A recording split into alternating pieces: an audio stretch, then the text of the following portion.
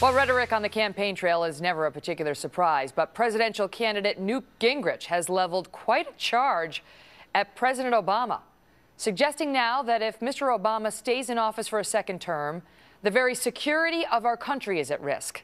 This speech happened yesterday in Tulsa, Oklahoma. Barack Obama is the most dangerous president in modern American history.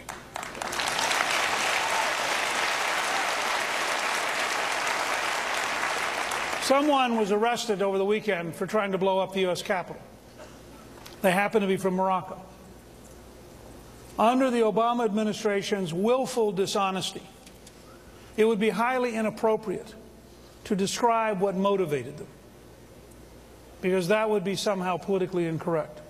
Across the planet today, the forces of religious repression are on the march, and this administration has intellectually disarmed. It is morally disarmed. It is incapable of describing what threatens us.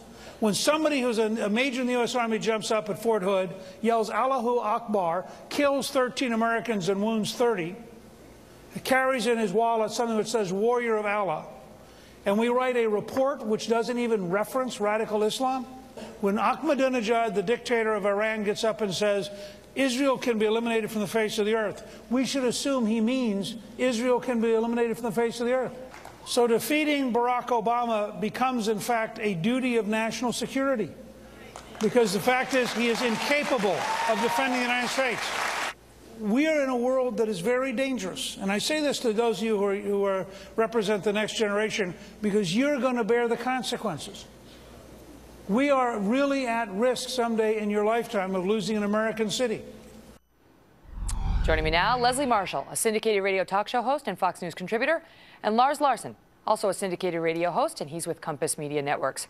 Panel, so he went, I mean, you heard just a few snippets, but he went on and on and on, and really took it to an interesting place. I mean, he's the most dangerous president in U.S. history, that it's a duty of national security to vote him out of office. He's incapable of defending the United States. And then in the same breath, talking about how we are at risk of losing an American city. Leslie, did he go too far? I've always said, the thing about Newt Gingrich is he'll come out and he'll say something brilliant, like, we've seen him do when he shoots to #1 when he was asked about his personal life. And then he reminds us, in my opinion, how crazy he is. If this is really how Newt Gingrich feels, and Lars, I thought you were going to maybe agree with me on this, we will see, but this is nothing but fear-mongering. This is I am losing against Romney and Santorum, and this is hypocritical, because if this is how Newt Gingrich truly feels, and Lars does as well, then where was the outrage and the outcry for the resignation of George W. Bush after September 11th, when not a thwarted attack, an unfortunately successful attack by 19 hijackers killed over 3,000 people? Go ahead, Lars. And yet here's the problem, Leslie. You didn't answer the question. Did he go too far? Absolutely he didn't go too far. What Gingrich said is absolutely accurate. Somebody did try to blow up the Capitol this weekend. We've had terrorist incidents throughout this country, and this is a president who won't stand up to confront radical Islam. He won't stand up to confront Iran. He will apparently allow Iran to get the bomb, which it's already said what it plans to do with it, which is destroy Israel and destroy the United States if they possibly can. He is a dangerous president, and I'd agree with Newt Gingrich's assessment. He's talking, Leslie, in particular about a couple things. He doesn't like President Obama's policy when it comes to Israel. He thinks that, the policies right now are increasing our problems with respect to that region, not helping them. He talks about how you can't, basically, he won't use the words radical Islam. That seems to be what Gingrich is suggesting, saying we've intellectually disarmed by not calling what happened at Fort Hood what it actually was, and going on from there, saying there's sort of a political correctness that's undermining our security. Does he have a point there? No, because I don't think it's what you call it. I mean, what you call it are madmen, terrorists, murderers, whether they're a Timothy McVeigh, whether they claim to be Muslim. You technically can't be any religion and want to kill anybody. It's against the Ten Commandments, which Islam, Judaism, and all Christianity, Catholics, Protestants, Mormons, etc., all agree with and subscribe to. You know what, Lars, to say this is a president who does not protect this country, when he made the phone call to take out Osama bin Laden, cut off the two heads of two of the three snakes of al-Qaeda, and this was a thwarted attempt, not a successful attempt. This is nothing but fear-mongering, and you know it. Go ahead, Lars. It does matter what you call it, Leslie. Words do matter, to quote Barack Hussein Obama.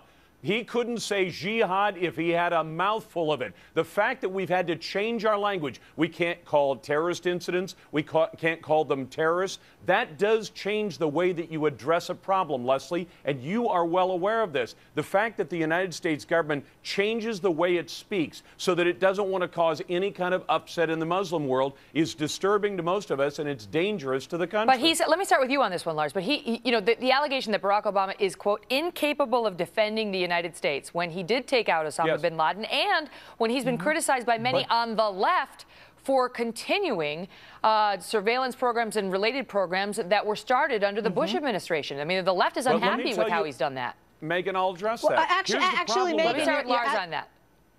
Okay, listen, here's the problem with that. If all you do is blow terrorists up on the ground with missiles from Predator drones, you don't get any intelligence out of them. This president is incapable because he doesn't want to do the kind of extraction of information that actually produced the location of bin Laden. If you look at where most of that information came from, it came from the Bush administration that allowed us to get close enough to him. Right now, Barack Obama would rather blow people up at a distance with missiles than capture them and extract the information. Leslie, when Gingrich was talking about we're at risk of losing an American city, now he didn't say under a second term of Barack Obama, but it came up in the same context as the remarks we just listened to. Is that too much? I mean, is that to you know, even a veiled suggestion that, you know, we're going to lose an American city if we elect the wrong president? Too much? Oh, beyond too much. I think Americans are smarter than that. I don't care what their ideology is. That's nothing but, it's desperation. It's clear desperation. You can see the sweat on his brow. He's not going to be standing on the platform. This is his last shot at this, most likely. And he knows the American people know better. We're not going to lose an American city because we have not only a great country, we have one of, if not the greatest military in the world, and we have a great Pentagon that works with the president, whether that president's a Democrat or Republican. Let's be honest about that, Lars. He said in your lifetime, so he extended it quite a ways, but it was in that context. So I'm going to live longer than him, though, Megyn. It's getting some attention today, those remarks are. Thank you both so much. Thank you, Megyn. Sure.